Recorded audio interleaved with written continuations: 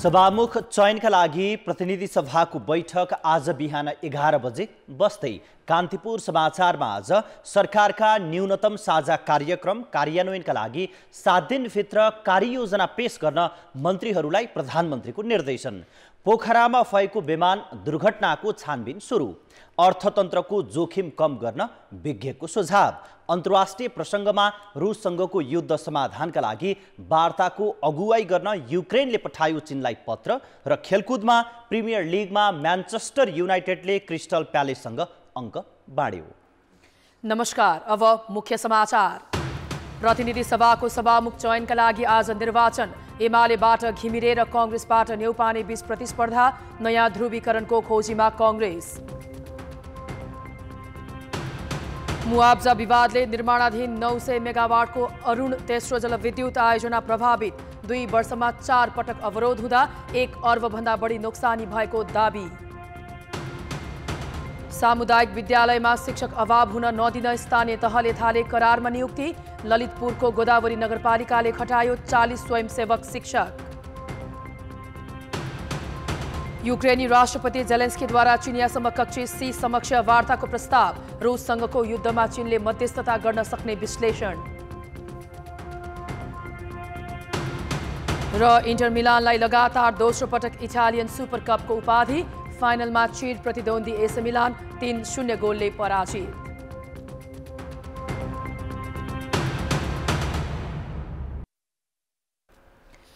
प्रतिनिधि सभाको सभामुख पदमा नेकपा एमालेबाट देवराज घिमिरे र नेपाली कांग्रेसबाट ईश्वरी देवी नेउपानेको उम्मेदवारी परेको छ। घिमिरे छापा 2बाट प्रतिनिधि सभामा निर्वाचित भएका हुन् भने नेउपाने कैलालीबाट समानुपातिक सांसद हुन्। सत्तारूढ दलको समर्थनमा उम्मेद्वार बनेका घिमिरेका प्रस्तावक एमाले सांसद सुभाष चन्द्र नेङमाङ हुन्। माओवादी केन्द्रका हितराज पाण्डे, राष्ट्रिय स्वतन्त्र पार्टीका रवि लामिछाने र राप्रपाका राजेन्द्र लिङदेन समर्थक छन्। नागरिक उन्मुक्ति पार्टी र जनमत पार्टीको समेत उनलाई समर्थन छ। उम्मेदवारी दर्ता गरेपछि घिमिरेले दलीय समर्थनका हिसाबले पनि आफ्नो जित सुनिश्चित भएको दावी गर्दै प्रतिनिधि सभालाई सही ढङ्गले सञ्चालन गर्ने उल्लेख गरे।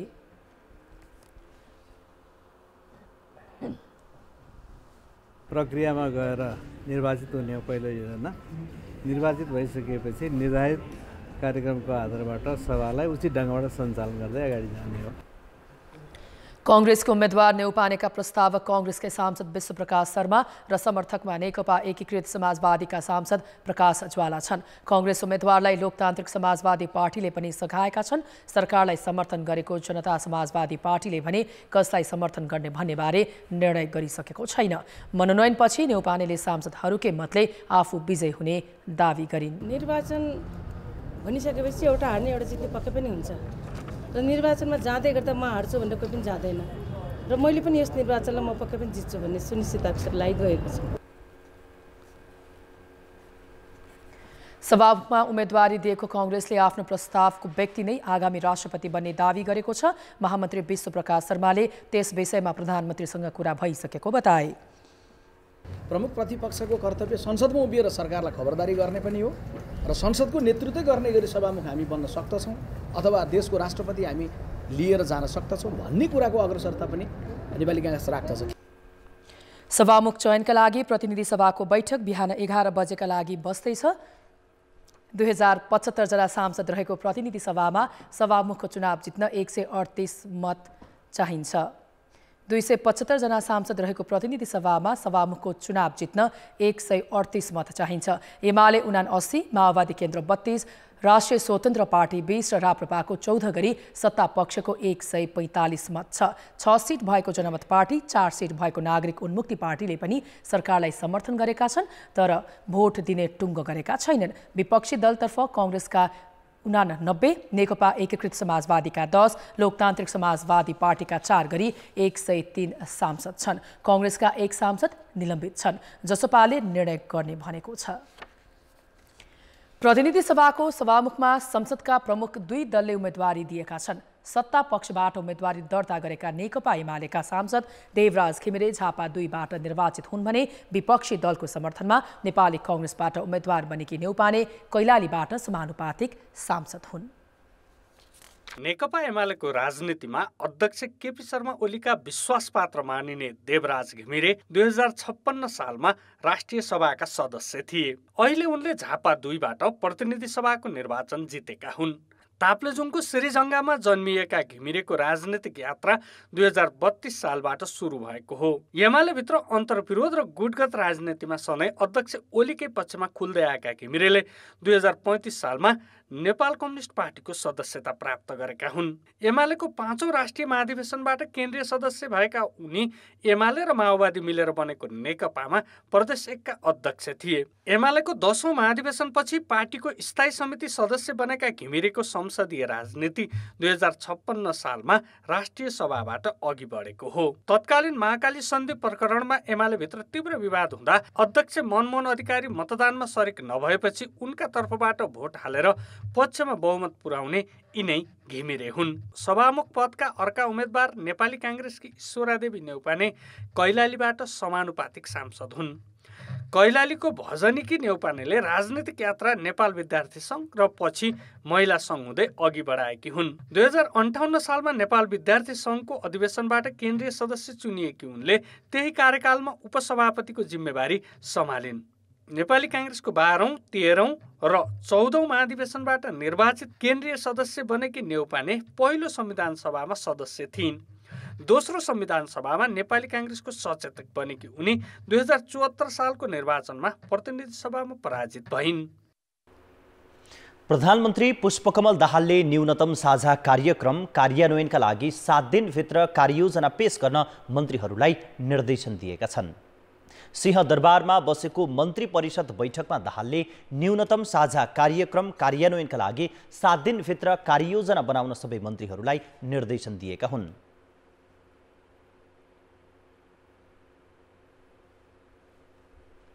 नीतिगत प्राथमिकता र न्यूनतम कार्यक्रम कार्यान्वयनका लागि हरेक मन्त्रालयसँग सम्बन्धित विषयहरूमा आवश्यक कार्ययोजना निर्माण गर्न 7 दिनको समय प्रदान गरिएको छ। सबै सम्बन्धित मन्त्रालयहरूले 7 दिनभित्र कार्ययोजना निर्माण गरिकन मन्त्री परिषदमा प्रस्तुत गर्नेछन् र तदनुकूल त्यो मन्त्री परिषदको निर्णयको आधारमा न्यूनतम साझा यो चाहिँ सरकारको नीतिगत प्राथमिकता र चाहिँ न्यूनतम कार्यक्रम कार्यान्वयनमा अगाडि बढ्नेछ। मन्त्रीहरूले विदेशी प्रतिनिधिसँग भेट गर्दा परराष्ट्रका कर्मचारी अनिवार्य राख्नुपर्ने निर्णय पनि मन्त्री परिषद बैठकले गरेको छ। यसैगरी उखुको न्यूनतम समर्थन मूल्य प्रति क्विन्टल 610 रुपैयाँ तोकेको छ, जसमध्ये 540 रुपैयाँ उद्योगीले बेहोर्नेछन् भने 70 रुपैयाँ सरकारले अनुदान दिने निर्णय समेत भएको छ। विभूषण वितरणको मापदण्ड बनाउने निर्णय पनि मन्त्री परिषद बैठकले गरेको छ। समितिका सदस्यहरूको नाम भने केही दिनमा सार्वजनिक हुने जनाइएको छ। बैठकले विश्वविद्यालय अनुदान आयोगको अध्यक्षमा डाक्टर देवराज अधिकारीलाई नियुक्त गरेको छ भने भौतिक योजना तथा यातायात मन्त्रालयका सचिवलाई ऊर्जा मन्त्रालय र ऊर्जाका सचिवलाई भौतिक पूर्वाधार मन्त्रालयमा सरुवा गर्ने निर्णय समेत गरेको छ। यसैबीच सरकारका प्रवक्तामा सूचना तथा सञ्चार प्रविधि मन्त्री रेखा शर्मालाई तोकिएको छ। प्रधानमन्त्री पुष्पकमल दाहालले स्वार्थ बाजिने 2 जनालाई मन्त्री नियुक्त गरेपछि आलोचना भएको छ। निर्माण व्यवसायी विक्रम पाण्डे र म्यान पावर व्यवसायी डोल प्रसाद अर्याललाई मन्त्री बनाएपछि उनीहरूले अधिकारको दुरुपयोग गर्न सक्ने भन्दै आलोचना सुरु भएको हो। नेपालले 12 वर्ष अघि अनुमोदन गरेको संयुक्त राष्ट्रसङ्घीय भ्रष्टाचार सम्बन्धी महासन्धि अनुसार बनाउनु पर्ने स्वार्थको द्वन्द्व सम्बन्धी ऐन नबनाउँदा यस्ता नियुक्तिहरू दोहोरिने गरेका छन्। पूर्ववर्ती सरकारका प्रधानमन्त्री शेरबहादुर देउवाले मेडिकल कलेज तथा अस्पताल व्यवसायी उमेश श्रेष्ठलाई स्वास्थ्य राज्य मन्त्री बनाए। देउवा अघिका प्रधानमन्त्री केपी शर्मा ओलीले ग्यास उद्योग व्यवसायी लेखराज भट्टलाई उद्योग मन्त्रालयको जिम्मा लगाए। स्वार्थ बाजिने व्यक्तिलाई जिम्मेवारी दिएको भन्दै उतिबेलै आलोचना भएको थियो। ओली र देउवापछि प्रधानमन्त्री बनेका पुष्पकमल दाहालले पनि स्वार्थ बाजिने 2 जनालाई मन्त्री बनाएका छन्। ती मध्येका एक हुन् सहरी विकास मन्त्री विक्रम पाण्डे। पाण्डे कालिका कन्स्ट्रक्सनका अध्यक्ष हुन्, जुन कम्पनीले करिब 1 खर्ब हाराहारीका ठेक्का पाएर दर्जनभन्दा बढी आयोजना अलपत्र पारेको छ। पाण्डेको कम्पनीले विशेष गरी सहरी विकास र सिँचाइ आयोजना ठेक्का लिएको छ। आफू अनुकूल सार्वजनिक खरिद ऐन संशोधन गराउन दबाब दिइरहने ठेकेदार नै मन्त्रालयको नेतृत्वमा पुगेपछि के होला त? त्यही मन्त्रालय अन्तर्गतको ठेक्का पट्टा लिएको हुन्छ। त्यही मन्त्रालय अन्तर्गत विभिन्न त्यहाँ कारबाहीका कामहरू पनि भएका हुन्छन्, कानुनी कारबाहीका। त्यसमा चाहिँ अब मन्त्री नियुक्त भएपछि अब त्यो कम्पनीको सिइओ को रूपमा निर्णय गर्ने कि नेपाल सरकारको अथवा नेपाल राष्ट्रको मन्त्रीको रूपमा निर्णय गर्ने, त्यो कुरा चाहिँ निकै अप्ठ्यारो पर्छ, मन्त्रीजीहरूलाई अप्ठ्यारो पर्छ। त्यसकारण कि त उहाँहरूले मन्त्री नियुक्त हुने बित्तिकै त्यो संस्थाकोबाट चाहिँ आफूलाई त्यो आबद्धताबाट चाहिँ आफूलाई चाहिँ हटाउनु पर्यो, त्यो संस्थाबाट अलग हुनु पर्यो, त्यो अलग भएको सार्वजनिक निर्णय गर्नु पर्यो। त्यस्तै श्रम मन्त्रीमा नियुक्त राष्ट्रिय स्वतन्त्र पार्टीका डोल प्रसाद अर्याल मेन पावर र रेमिटेन्स व्यवसायी हुन्। अर्यालको रेमिटेन्स कम्पनी इजिलिङ्कमा उनकै पार्टीका सभापति तथा गृहमन्त्री रवि लामिछाने ब्रान्ड एम्बासडर समेत थिए। यसरी स्वार्थ बाजिँदा पदीय अधिकारको दुरुपयोग हुने र गलत निर्णय हुन सक्ने विज्ञ बताउँछन्। जसले नियुक्ति गर्छ त्यसले ख्याल गर्न पर्यो। जस्तो प्रधानमन्त्रीले मन्त्री सिफारिस गर्नुहुन्छ, प्रधानमन्त्रीले आफै विचार गर्न पर्यो। सचिवहरूले चाहिँ कुनै मान्छेलाई नियुक्ति गर्दा सचिव आफूले चाहिँ मैले गर्न आँटेको निर्णयबाट कुनै गलत हुन्छ कि गलत मान्छे स्वार्थ बाजिने मान्छेलाई नियुक्ति गर्न आँटेको छु कि त्यो कुरो बुझ्नु पर्यो। त्यसो त पुस 10 मई उपप्रधान तथा गृहमन्त्री भएका रवि लामिछाने विरुद्धको नागरिकता मुद्दामा गृह मन्त्रालयले छानबिन गरिरहेको छ। स्वार्थको द्वन्द्व सम्बन्धी कानुन नभएकै बहानामा यसरी नियुक्ति हुने गरेको हो। यसमा कमी कमजोरी कहाँ भयो भन्दाखेरि स्पष्ट रूपमा जब त्यहाँ हामीले यदि कानुन निर्माणकै सन्दर्भको कुराहरूमा यो लेख्न पर्ने आवश्यक भयो, व्याख्या गर्नुपर्ने जरुरी पनि होला जस्तो मलाई लाग्यो। किनकि अब घरिघरि त्यहीँ गइराख्न किन आवश्यक पर्यो, त्यही व्यवसाय छ त्यहीँ जानुपर्छ भन्ने खालको त कुरा निश्चित रूपमा आउँछ। कानुन बनेको छैन, तर नैतिकताका आधारमा नैतिकतालाई समेत बेवास्ता गर्दै पद लिने र दिने गर्दा अधिकारको दुरुपयोग मात्र नभई भ्रष्टाचारको सम्भावना पनि उच्च हुन्छ। कान्तिपुर समाचारका लागि क्यामेरामा राजेन्द्र महर्जन र सञ्जय लुइटेलका साथ भरत राउल र अञ्जना लामिछाने, काठमाडौँ।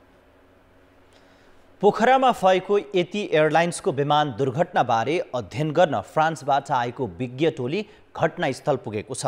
त्यस्तै विमान दुर्घटना छानबिन गर्न सरकारले गठन गरेको जाँचबुझ आयोगले पनि काम थालेको छ। फ्रान्सबाट नेपाल आएको एटीआर विमान निर्माता कम्पनी को 9 सदस्यीय विज्ञ टोलीले विमान दुर्घटना भएको सेती खोजमा पुगेर अवलोकन गर्नुका साथै स्थानीयसँग सोधपुछ गरेको छ। टोलीले उडानमा संलग्नहरूसँग पनि छलफल गरी दुर्घटनाको कारण पत्ता लगाउने बताएको छ। पोखरा पुगेको टोलीका कुनै पनि सदस्यले अनुमति नरहेको भन्दै सञ्चार माध्यमसँग कुरा गर्न भने चाहेका छैनन्। एटीआर विमान नेपालमा पहिलो पटक दुर्घटना भएको विमान निर्माता कम्पनीले दुर्घटनाप्रति चासो दिएको हो। त्यसैगरी नेपाल सरकारले विमान दुर्घटनाको छानबिन गर्न बनाएको जाँचबुझ आयोगले पनि काम थालेको छ। पूर्व सचिव नगेन्द्र घिमिरे समितिको संयोजकत्वमा 5 सदस्यीय दुर्घटना जाँच आयोगले पोखरामै रहेर काम थालेको जनाइएको छ।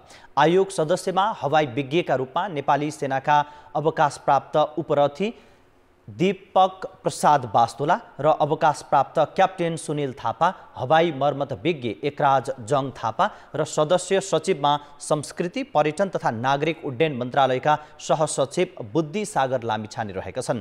यसैबीच विमानमा सवार 72 जना मध्ये 71 जनाको शव फेला परिसकेको छ भने 1 जना अझै बेपत्ता रहेका छन्। विमान दुर्घटनामा बेपत्ता 1 जनाको खोजी कार्य जारी रहेको छ। नेपाली सेना, सशस्त्र प्रहरी र नेपाल प्रहरीको उद्धारकर्मी सहित ड्रोन र गोताखोरले खोजी कार्य जारी राखेका छन्। दुर्घटनामा परि ज्यान गुमाएका 22 जनाको शव परिवारले बुझिसकेका छन् भने बाँकी 49 जनाको शव परीक्षणका लागि काठमाडौँ ल्याइएको छ। पटक पटक आयोजनाको काम प्रभावित भएको भन्दै सङ्खुवा सभामा निर्माणाधीन 900 मेगावाटको अरुण तेस्रो आयोजनाले 1 अर्बभन्दा बढी नोक्सान भएको दावी गरेको छ। मुआब्जा विवादका कारण पछिल्लो 2 वर्षमा आयोजना निर्माणमा 4 पटक अवरोध भइसकेको छ। अरुण 3 पावर डेभलपमेन्ट कम्पनीले डिसेम्बर 2, 2022मा लगानी बोर्डलाई गरेको पत्राचारमा 2 वर्षमा 4 पटक आयोजना निर्माणको काम अवरुद्ध हुँदा 1 अर्ब बढी नोक्सानी भएको जनाएको छ। 8 असार 2078मा लगानी बोर्डले करिब 524 रोपनी जग्गाको मुआब्जा उपलब्ध गराउने निर्णय गरेको थियो। सोही जग्गाको मुआब्जा विवादका कारण पटक पटक काम रोकिँदा दैनिक 5 करोड नोक्सान हुने कम्पनीको दावी छ। 5 करोड क्षति दैनिक सरकारले सतलज कम्पनी अथवा अरुण थर्डलाई दिनु पर्यो भने अर्कोतिर यो आयोजना आफैमा ढिलो बन्ने हुँदा उहाँले थप क्लेम गर्ने भयो। यता मुआब्जा नपाएपछि अरुण तेस्रो प्रभावित क्षेत्र अन्तर्गत छ्याङकुटी दिदिङ सडक खण्डका बासिन्दा आन्दोलनमा उत्रिएका छन्। आयोजनाको काम करिब 60% सम्पन्न भइसक्दा पनि विवाद नटुङ्गिँदा 400 परिवारले मुआब्जा नपाएको पीडितको गुनासो छ। यता नेपाल सरकारले के अरे आयोजनालाई 5 करोड तिर्नुपर्ने, उता हामीले चाहिँ नै हाम्रो जग्गाको मुआब्जा हाम्रो क्षतिपूर्ति नपाउनु, यो दुर्भाग्यपूर्ण भइरहेको छ। छुट मुआब्जाबारे 2 वर्षसम्म अध्ययन गरेर 11 फागुन 2077मा लगानी बोर्डमा प्रतिवेदन पेश भए पनि अझै मुआब्जा वितरण हुन नसक्नुमा के कमजोरी रह्यो त? खोज तलास गरेर पूरक प्रतिवेदन तयार गर्ने क्रममा छौँ। त्यो अन्तिम चरणमा पुगेका छौँ। मलाई लाग्छ यसै हप्ता हामी पूरक प्रतिवेदन पनि पेश गर्छौँ र अनि दोस्रो हप्तादेखि अब हामी सरकारवालाहरूसँग उपसमितिहरू गठन गरेर यसको अनुमानित मूल्यको बारेमा हामी छलफल बढाउँछौँ। आयोजनाको प्रवेश मार्गमा झन्डै 400 धुरीको घर जग्गा परेको छ। समयमै मुआब्जा वितरण नगरिँदा गाँसबासकै समस्या परेको पीडितहरू बताउँछन्। पावर हाउस जाने प्रवेश मार्ग छ्याङकुटी दिदिङसम्मको 24 किलोमिटर सडक खण्डको छुट मुआब्जाबारे अहिलेसम्म अन्यल रहेको सङ्घर्ष समितिको भनाइ छ। कान्तिपुर समाचारका लागि दिपेन्द्र साक्य, सङ्खुवा सभा। मुआब्जा विवादले सङ्खुवा सभामा निर्माणाधीन 900 मेगावाटको अरुण तेस्रो जलविद्युत आयोजनाको काम पटक पटक प्रभावित भएको छ। अरुण तेस्रो आयोजना निर्माणमा देखिएको मुख्य समस्या के हो, किन भइरहेको छ विवाद, यसै विषयमा कुरा गर्न हाम्रा सङ्खुवा सभा सहकर्मी दिपेन्द्र साक्य प्रत्यक्ष सम्पर्कमा छन्। दिपेन्द्र, अरुण तेस्रो जलविद्युत आयोजना अघि बढाउन केले रोकेको छ, त्यहाँको खास समस्या के हो? अनिताजी, यो अरुण तेस्रो आयोजनाको छ्याङकुटी पोखुवा सडक खण्ड यो जुन 28 किलोमिटरको छ, यो सडक खण्ड पावर हाउस जाने सडक खण्ड हो। यो सडक खण्डमा 2045 सालमा नेपाल सरकारको तर्फबाट मुआब्जा वितरण गरिएको थियो। मुआब्जा वितरण भइसकेपछि कागजपत्र जिल्ला प्रशासन कार्यालयसँग सहमा सुरक्षित रह्यो। तर 2050 सालमा भएको नापीमा यो जुन मुआब्जा पहिला लिइसकेको जग्गा जमिन छ, यो चाहिँ व्यक्तिगत नाममा नापिएको कारणले गर्दाखेरि यो अरुण तेस्रो आयोजना जब निर्माण सुरु भयो त्यसपछि त त्यहाँ जाने पहुँच मार्ग त निर्माण गर्नु पर्यो। पुख्खामा बन्ने पावर हाउसको लागि त सडक खन्न पर्यो। त्यसको लागि खन्ने क्रममा त्यहाँका स्थानीयले अन्यत्र वितरण भएको ड्याम साइडमा जस्तै वितरण भएको मुआब्जा वितरण भएको जुन छ त्यही अनुसारले हामीलाई रकम चाहिन्छ भन्ने हिसाबले उहाँहरूले चाहिँ माग गर्नुभयो र माग गर्दै जाँदा 2018 को नोभेम्बरमा उद्घाटन शिलान्यास भएको अरुण तेस्रो आयोजना आज 2023 को डिसेम्बरमा सक्छौँ भनिरहेको छ। अबको 11 महिनापछि उहाँहरू सक्ने तर्खरमा हुनुहुन्छ, तर त्यहाँका मुआब्जा पीडित जग्गा जमिन गुमाएकाहरूले पाउनु भएन। र अर्को कुरा, जुन अलाइनमेन्ट अनुसार बाटो जानु पर्थ्यो त्यो अलाइनमेन्ट अनुसार पनि बाटो गएन। यो दिदिङ छ्याङकुटी पुखुवाको जुन सडक छ त्यो सडक चाहिँ पहिला मुआब्जा लिए अनुसारकोबाट नगएर अर्को एलाइनमेन्ट चेन्ज गरेर पनि गएको छ। त्यही भएर पनि हो र पहिला 5-7 मिटरको लागि मुआवजा वितरण भएको थियो 2045 सालमा एडिबीले अरुण तेस्रो बनाउने बेलामा भने अहिले सतलज जलविद्युत निगमले यो अरुण तेस्रो आयोजना 900 मेगावाटको अरुण तेस्रो आयोजना बनाउँदा चाहिँ उहाँहरूले चाहिँ 15 मिटरसम्म बाटो लगिदिनु भएको छ स्थानीय बासिन्दाको भने कतिपय स्थानमा 30 मिटर 35 मिटर 45 मिटरसम्मको छ घुम्तीहरूमा। अनि उहाँहरूको माग के हो भनेदेखि पीडितहरूको माग हामीलाई अहिले नयाँ सडक खनिएको र हामीले 45 सालभन्दा पछाडि हामीले जुन मुआवजा लिएका छौँ त्योभन्दा बढी बाटो गएको रकम चाहिँ हामीलाई उपलब्ध गराउनुपर्छ भन्ने हो। र यो रकम उपलब्ध गराउन नसक्दाखेरि अहिले 4 चोटि यो 2 वर्षको अवधिमा 4 चोटि त्यहाँ आन्दोलन भयो। यो आन्दोलन भनेको झन्डै तपाईँको 23 दिन जति आन्दोलन भएको छ 4 पटकको अवधिमा। र यो 4 पटकको अवधिमा 23 पल्ट आन्दोलन हुँदाखेरि अरुण तेस्रो पावर जलविद्युत निगमले चाहिँ के भनिरहेको छ भने हामीलाई 2वटा साइड उनीहरूको यहाँ चल्छ, त्यो मध्ये पावर हाउसको एउटा मात्रै साइड एक दिन बन्द हुँदा 5 करोड रुपैयाँ नोक्सान हुन्छ। त्यही भएर हामीले चाहिँ यो अहिलेसम्म हामीलाई झन्डै 103 करोड को हाराहारीमा चाहिँ हाम्रो नोक्सान भइसकेको छ भन्ने खालको एक खालको अरुण तेस्रो आयोजनाले लगानीबाट लेखेको चिठी छ गृह मन्त्रालयलाई र जिल्ला प्रशासन कार्यालयलाई बदार्थ लेखेको भने। अर्को कुरा त्यति नै रकम बाँड्दाखेरि झन्डै 1 अर्बको हाराहारीमा रकम बाँड्दाखेरि यहाँका जुन यो मुआवजा पीडित छन् छ्याङकुटी पुखुवाको त्यहाँका विस्थापित परिवारलाई चाहिँ पुग्ने पनि यो देखिन्छ। त्यही भएकोले अहिले पछिल्लो समयमा चाहिँ के भइरहेको छ भने फेरि लगानी बोर्डले अब के कति हो त्यहाँका मुआवजा पीडितलाई दिनुपर्ने त्यो लेखेर पठाउनुहोस्, स्थलगत अनुगमन गर्नुहोस् भनेर भनेपछि अहिले चाहिँ जिल्ला प्रशासन कार्यालयले फेरि त्यो काम सुरु गरेको छ र हप्ता 10 दिनभित्र यो मुआवजा चाहिँ उहाँहरूलाई उपलब्ध गराउने भनिसक्नु भएको अवस्था छ। अन्तिम अवस्थामा छौँ हामी, अन्तिम तयारीमा छौँ। उहाँहरूले मुआवजा दिने भन्नुभएको छ भने अहिलेसम्म अरुण तेस्रो आयोजनामा 11.8 किलोमिटरको सुरुङ खन्न पर्नेमा 10.1 किलोमिटर सुरुङ खनिसकेको अवस्था छ भने 60% काम चाहिँ सकिसकेको उहाँहरूले दाबी गर्नुभएको छ अरुण तेस्रो आयोजनाले। दिपेन्द्र, जसरी अब विभिन्न समस्या देखाएर हाम्रा विकास आयोजनाहरू समय समयमा नबन्ने अनि लागत निकै महँगो हुने भइरहेको पनि देखिन्छ, अरुण तेस्रोको समस्या समाधान कसरी हुन सक्ला, के अनुमान गर्न सकिन्छ, के हुन सक्छ? हजुर, अनि त अहिले यो अरुण तेस्रोको जुन मैले भने ड्याम साइट बन्दैछ यो बकालो गाउँपालिकाको फ्याक्सिन्दामा, नुनको फ्याक्सिन्दामा, त्यहाँ चाहिँ केही पनि यो अहिलेसम्म अवरोध भएको छैन। दुर्घटना सामान्य दुर्घटना भन्दा त्यसपछि यता जुन यो मैले भने 28 किलोमिटरको छ्याङकुटीबाट दिदिङ जाने जुन पावर हाउस छ यसमा मात्रै नमिलेको हो मुआवजाको काम र यसलाई मिलाउनको लागि चाहिँ अहिले पछिल्लो पल्ट अघि पनि मैले भने यहाँबाट लगानी बोर्डलाई लेखेर पठाउने काम भएको छ। लगानी बोर्डले अब लागत तयार गर्नुहोस् उहाँहरूलाई दिनुपर्छ भनेर गृह मन्त्रालय लगेर गृह मन्त्रालयमा पनि उहाँहरूको काम भइसकेको र यहाँ अहिले फाइल आइसकेको हुनाले अब केही दिनमा कसलाई कति दिने भन्ने चाहिँ त्यो अहिले चाहिँ मुआवजा निर्धारण समितिले एउटा उपसमिति गठन गरेको छ सहायक प्रमुख जिल्ला अधिकारी मोहनमणि घिमिरेको संयोजकत्वमा। र यो समितिले चाहिँ अहिले के गरिरहेको अवस्था छ भन्दाखेरि मुआवजा पीडित जुन सङ्घर्ष समितिका सदस्यहरूलाई पनि यहाँ ल्याएर चाहिँ राख्नु भएको छ, सदस्य बनाउनु भएको छ उपसमितिको र उहाँहरूसँग सरसल्लाह गरेर अब कसको कति जग्गा गयो वा कसलाई कति दिन बाँकी छ त भनेर यकिन गरेर छुट्याउने काम भइरहेको छ। सम्भवतः अब पीडितहरू सङ्घर्ष समितिका पीडितहरूले पनि हिजो मात्रै हामीले यो जुन अहिले एउटा प्याकेज स्टोरी गऱ्यौँ यसको क्रममा बाइटहरू लिने क्रममा रिपोर्टिङ गर्ने क्रममा उहाँहरूले अब चाहिँ हामी ढुक्क चाहिँ भएका छैनौँ तर हामीले अब 18 पछि आज 23 आइपुग्दाखेरि 5-6 वर्षपछि आयोजना सकिने बेलामा भयो भने चाहिँ पाउने छौँ मुआवजा र अब चाहिँ हाम्रो माग सम्बोधन हुन्छ।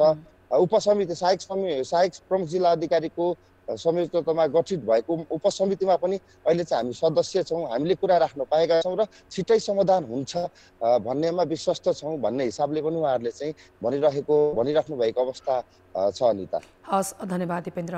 उनी थिए हाम्रा सहकर्मी सङ्खुवा सहकर्मी दिपेन्द्र शाक्य। सङ्खुवा सभामा निर्माणाधीन 900 मेगावाटको अरुण तेस्रो आयोजनाको काम पटक पटक प्रभावित भएको छ। यस विषयमा हामीलाई जानकारी गराउँदै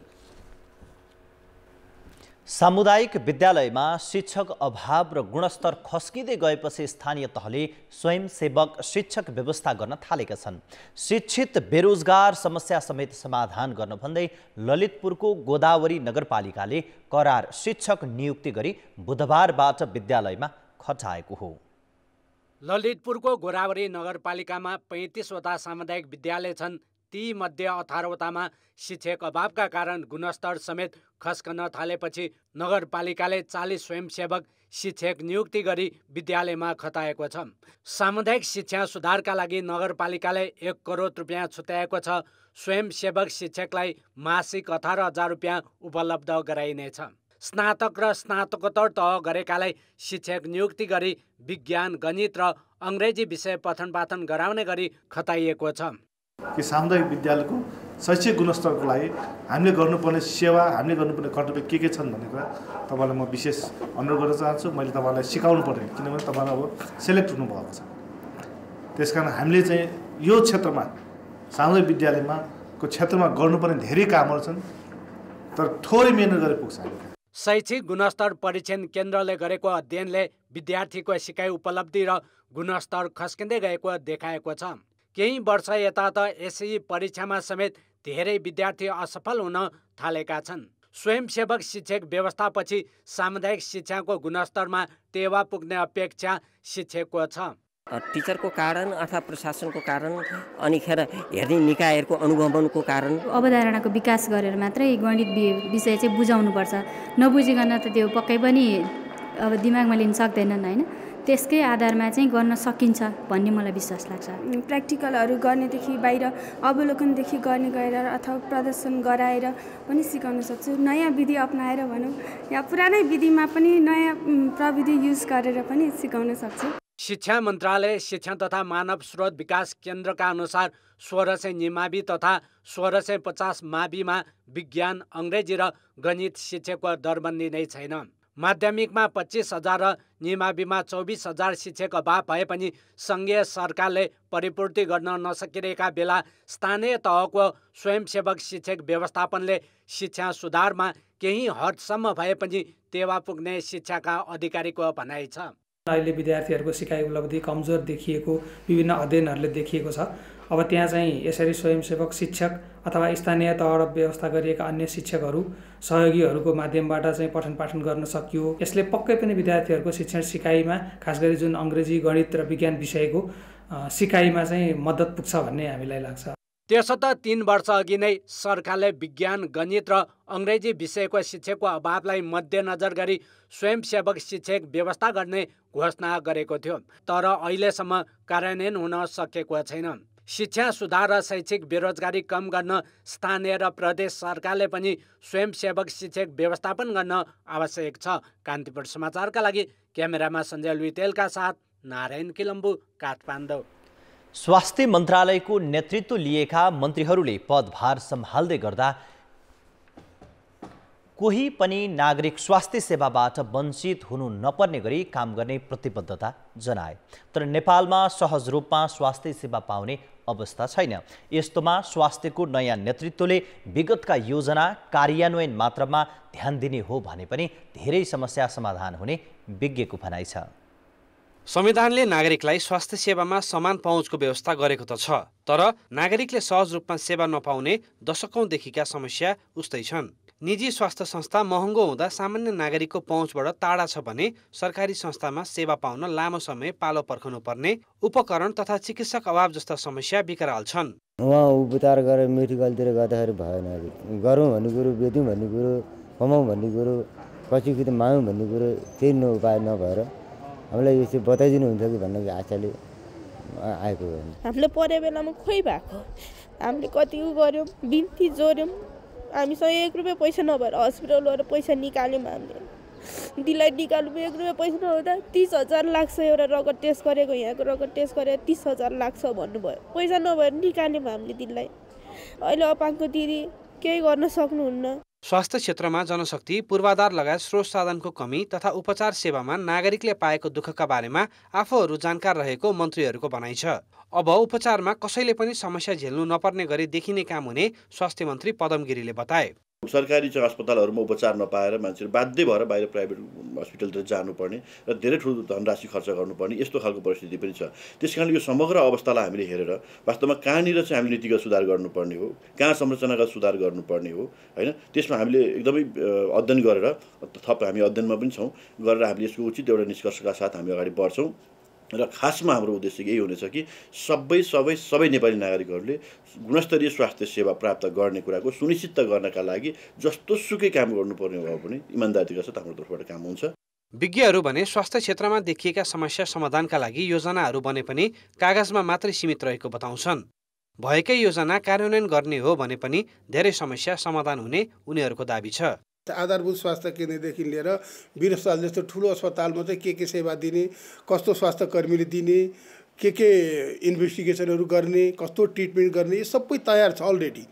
त्यसै गरी दरबन्दीको कुरो गर्दाखेरि पनि हेल्थ पोस्टमा के दरबन्दी राख्ने, आधारभूत स्वास्थ्यमा के राख्ने, ठुलो अस्पतालमा के राख्ने, यी कुराहरू अलरेडी फाइनलाइज भइसकेको छ र त्यसै गरी 80% नेपाली जनतालाई दिइने आधारभूत स्वास्थ्य सेवा जुन भन्छौँ हामी, खोप, परिवार नियोजन, प्रिभेन्टिभ मेजरहरू, यी कुराहरूको पनि प्याकेज बनिसकेको छ। मात्रै उहाँहरूले गर्नुपर्ने कुरो के छ भने स्वास्थ्य मन्त्रालय अन्तर्गत चाहिँ राइट पर्सन राइट जबमा राख्ने र त्यसै गरी त्यो मिनिमम सर्भिसेसहरूको प्याकेज मिट गर्नलाई र आधारभूत प्याकेज गर्नलाई चाहिँ स्वास्थ्यको जनशक्ति र प्लस आर्थिक चाहिने हुनाले ती दुईटै कुराको लागि सामान्य प्रशासन मन्त्रालय र अर्थ मन्त्रालयसँग राम्ररी कोर्डिनेसन गरे भने पक्कै पनि सफल बन्नुहुन्छ। स्वास्थ्यको नेतृत्वले सबैभन्दा पहिले यस क्षेत्रका समस्या र आवश्यकताका बारेमा जानकार हुनुपर्छ।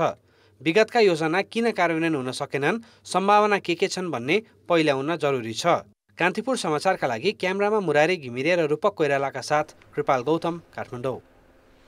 अब जनताको आवाज हामीले सातै प्रदेशमा सोधेका छौँ, सबैलाई सहज रूपमा स्वास्थ्य सेवा उपलब्ध गराउन सरकारले के गर्नु पर्ला?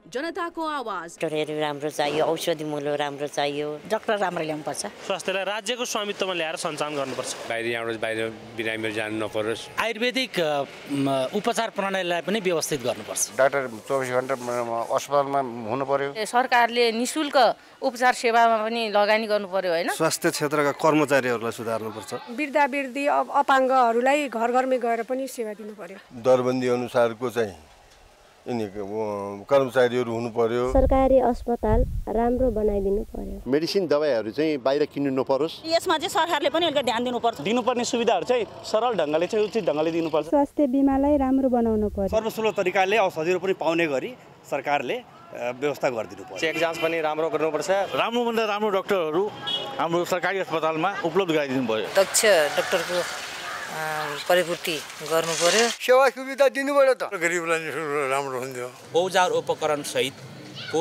स्वास्थ्य कर्मीहरूको व्यवस्थापन गरी भौगोलिक विकटतालाई पनि लक्षित हुने खालको चाहिँ सरकारले नीति ल्याइदिनु पर्यो, औषधिहरू चाहिँ हरेक जनसमुदायले सर्वसुलभ रूपमा पाउनु पर्यो।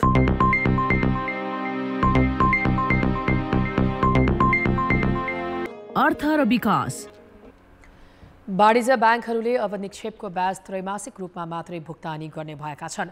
नेपाल ब्याङ्कर्स सङ्घका अध्यक्ष सुनिल केसीले संस्थागत र व्यक्तिगत दुवै बचतकर्तालाई त्रैमासिक रूपमा मात्रै ब्याज दिने सहमति ब्याङ्कर्सहरूबीच भएको जानकारी दिए। निक्षेप सङ्कलनको होड रोक्न ब्याङ्करहरूले यस्तो निर्णय गरेका हुन्।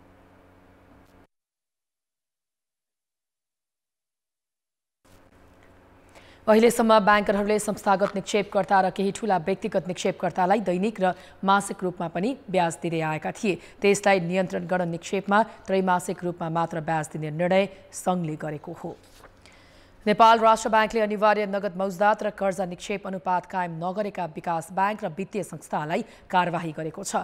राष्ट्र ब्याङ्कले तोकेको अनिवार्य नगद मौजदात कायम नगरेका Karnali Bikas bank, Salapa bank, corporate development bank, Sindhu Bikas bank, Narayani development bank र सप्तकोशी डेभलपमेन्ट ब्याङ्कलाई जरिवाना गरेको हो। ब्याङ्कहरूले साउन र भदौ गरेर 2 पटक तोके बमोजिम कर्जा निक्षेप अनुपात कायम गर्न नसकेका हुन्। यस्तै 4वटा फाइनान्स कम्पनी पनि कारबाहीमा परेका छन्। Nepal finance, Janaki finance, progressive finance र समृद्धि फाइनान्सलाई राष्ट्र ब्याङ्कले कारबाही गरेको हो।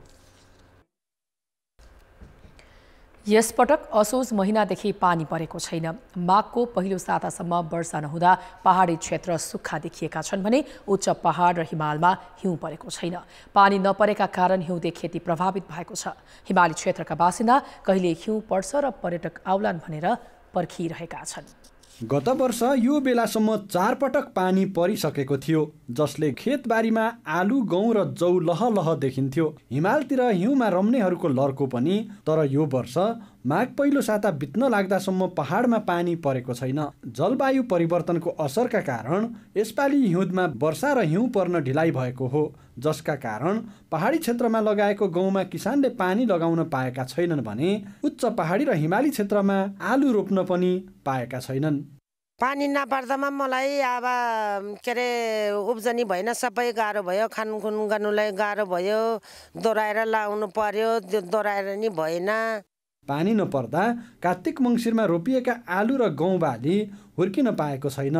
सिँचाइ सुविधा नभएका स्थानका बाली सुक्न थालेको छ। आधा हिउँद सकिसक्दा पनि हिउँदे वर्षा नहुँदा पाखा भित्ता सुक्खा त देखिने नै भए हिउँले सेताम्मै ढाकिने डाँडा काँडा पनि उजाड छन्। हिमाली क्षेत्रमा तापक्रम बढ्दै गएपछि त्यसको असर पर्यावरणमा समेत परेको छ।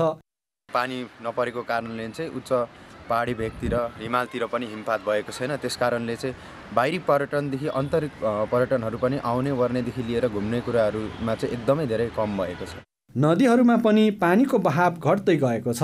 हुन त पुस पहिलो सातादेखि नै कहिले धुम्मिने त कहिले मौसम खुल्ने क्रम जारी छ, तर पानी पर्न भने सकेको छैन। मौसमविदहरूले अबको 1 सातापछि पानी पर्ने बताएका छन्।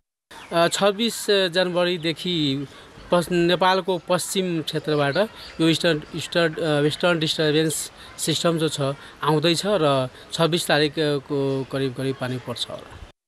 अहिले हिमाल पहाड र तराईका सबै किसानको एउटै चाहना छ, पानी परोस् अनि मजाले खेतीपातीमा निस्कन पाइयोस्। कान्तिपुर समाचारका लागि गोर्खा सहकर्मी भीमलाल श्रेष्ठका साथ लक्ष्मी गौतम, फिदिम 5 थर। अब जनमत। हाम्रो प्रश्न छ, जलवायु परिवर्तनले पार्ने असर न्यूनीकरण गर्न के गर्नु पर्ला? ए. प्राकृतिक स्रोतको संरक्षण, बी. जनचेतना अभिवृद्धि र सी. कार्बन उत्सर्जनमा कमी। जनमतको अन्तिम परिणाम आज साँझ 8 बजेको कान्तिपुर समाचारमा प्रसारण गर्नेछौँ। कृपया NEWS न्यूज स्पेस AB वा C टाइप गरी 34001 मा SMS गरी आफ्नो मत व्यक्त गर्नुहोला। खेलकुद समाचार। भारतले न्युजिल्यान्ड विरुद्धको पहिलो ODIमा 12 रनको कठिन जित हात पारेको छ। घरेलु टोलीको इनिङमा शुभम गिलले दोहोरो शतक प्रहार गरे। हैदराबाद स्थित राजीव गान्धी अन्तर्राष्ट्रिय स्टेडियममा टस जितेर ब्याटिङ गरेको भारतले 50 ओभरमा 8 विकेट गुमाएर 249 रनको विशाल योगफल बनाएको थियो। कप्तान रोहित शर्मा पहिलो विकेटका रूपमा 34 रनमा आउट भए। विराट कोहली 8 र ईशान किशन 5 रनमा मैदान बाहिरे, तर गिलले 208 रनको शानदार इनिङ खेले। उनले 149 बलमा 19 चौका र 9 छक्का प्रहार गरेका थिए। ODIमा दोहोरो शतक प्रहार गर्ने गिल समग्रमा 8औं र भारतका लागि 5औं खेलाडी हुन्। यस्तै 23 वर्ष 132 दिनका गिल ODIमा दोहोरो शतक प्रहार गर्ने सबैभन्दा कान्छा खेलाडी पनि बनेका छन्। गिल 49 ओभर 2 बलमा हेनरी सिप्लेको बलमा आउट भएका थिए। सूर्यकुमार यादवले 31 र हार्दिक पाण्ड्याले 28 रन जोडे। सिप्ले र डरेल मिचेलले 2-2 विकेट लिए। जवाफमा न्युजिल्यान्डले 49 ओभर 2 बलमा अल आउट हुँदै 337 रन बनायो। टिमको स्कोर 106 रन हुँदा माथिल्लो क्रमका 6 ब्याटर पवेलियन फर्किएका थिए। माइकल ब्रेसवेलले 140 रन जोड्दै भारतलाई सहज जित हात पार्न दिएनन्।